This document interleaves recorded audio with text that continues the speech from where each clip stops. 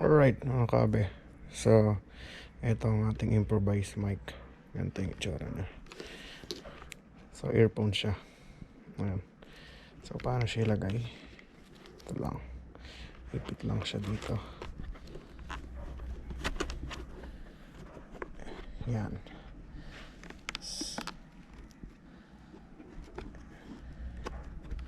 Yan, yan lang. Tapos saksak lang sa cellphone. Then voice record. Okay na. Tara, subukan natin tong improvised mic natin, kung okay ba siya sa motovlog. Alright, let's go. Let's go.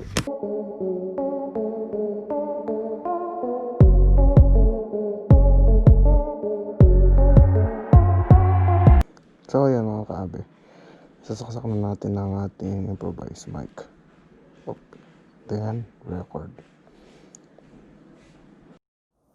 Hello? Hello? Ayan, nakikita nyo, nag-record siya. Lalak ko lang yung cellphone. Okay na, tara, let's go. Ito na mga kaabe, ang gamit ko ngayon is improvised mic lang. Ito ay review natin sa aking improvised mic na pang motovlog. Dahil ang mahal ang mahal ng GoPro mic adapter. So gumawa ako ng paraan para makapag motovlog ako ng nakakapagsalita or maganda yung audio. Naisip ko pwede namang gamitin yung yung earphones and then i-voice record na lang sa cellphone, di ba? Ayun, mostly na sa mga video ko is ganun yung gamit ko, voice record lang gamit tong earphones.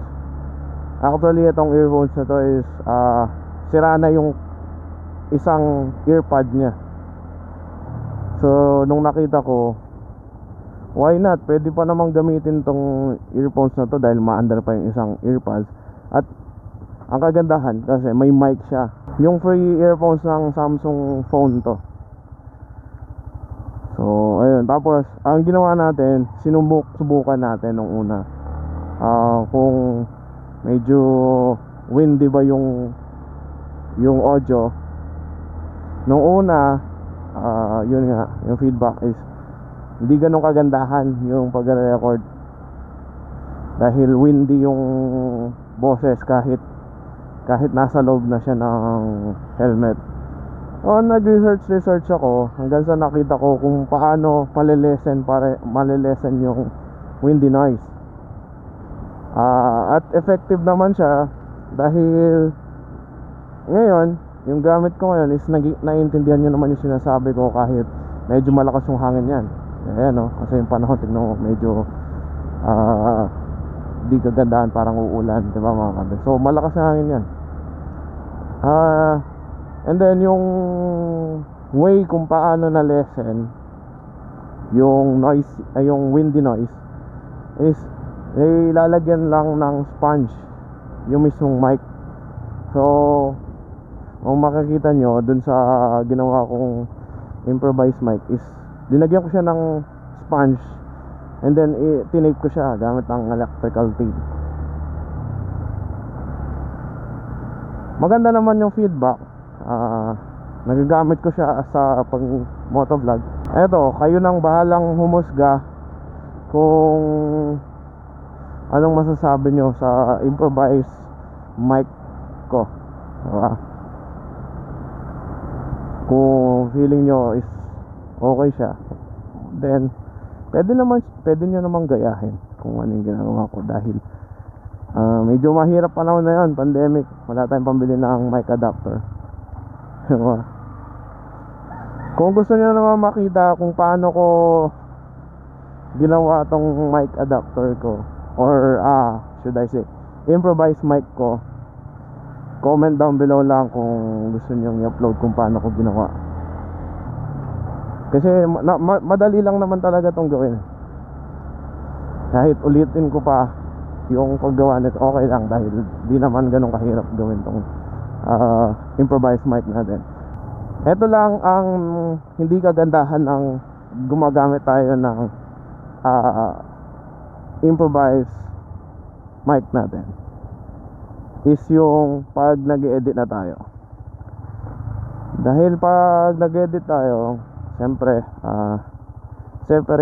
separate file ang audio at ang video. Dahil yung audio natin is from the voice recording ng cellphone. So paano nga ba isi-sync yung parehong file, yung dalawang file, I mean, paano natin sila mapagtutugma, yung sinasabi nung sa audio at yung sa video? Madali lang paraan dyan mga kabe. Hindi pa rin siya ganun kahirap gawin. Dahil ang pinaka easiest way para mapag-sync mo yung dalawa is first, mag-count ka ng 1 to 5. For example, bago ka mag-start mag-vlog, sabi mo lang 5, 4, 3, 2, 1. Yan. And then dun mo isi-sync yung video at saka audio. Pag nagtugma na yung dalawang boses, yan na, ready na yung video mo at saka audio mo through edit. Yung ganun ginagawa ko. And then tatanggalin ko yung sound ng video. At gagamitin kong sound is yung sa voice recording. Okay. Kung gusto nyo ding makita kung paano ako nag-edit at saka kung saan ako nag-edit, comment down below lang kayo mga kaabe. Napakadali lang mag-edit. Dalawa ang gamit kong pang edit. Isa sa PC, sa desktop, isa naman sa cellphone. Kung wala man kayong PC, pwede naman sa cellphone, meron naman app pang edit at walang watermark. At kung prefer nyo naman is PC, katulad ko, PC yung prefer ko kasi marami siyang pwedeng gawin compare sa cellphone or app na gagamitin. So thank you tayo.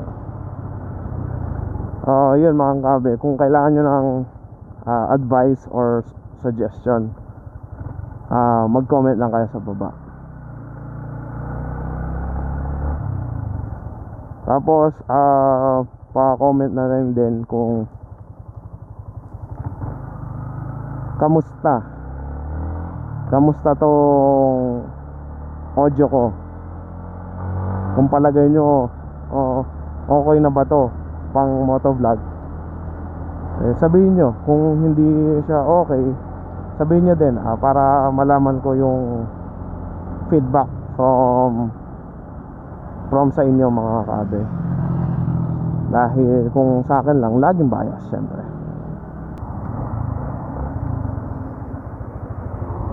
Ang daming sasakyan.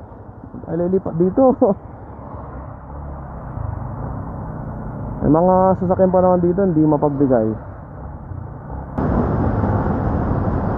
Turn right tayo mga kabe. And right. Saan tayo ng Megadike? Favorite road, Megadike.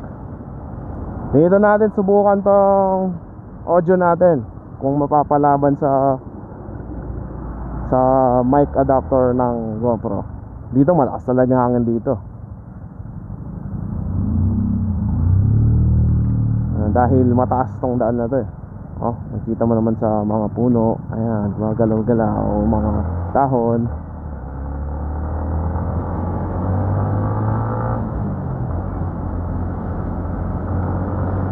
Ayan.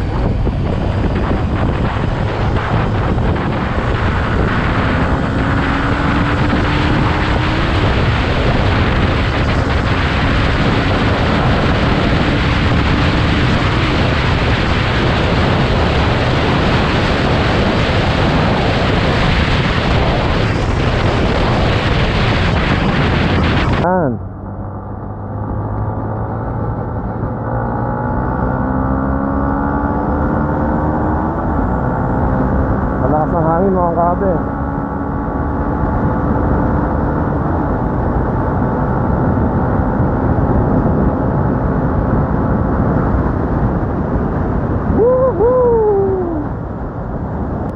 GoPro versus voice recording.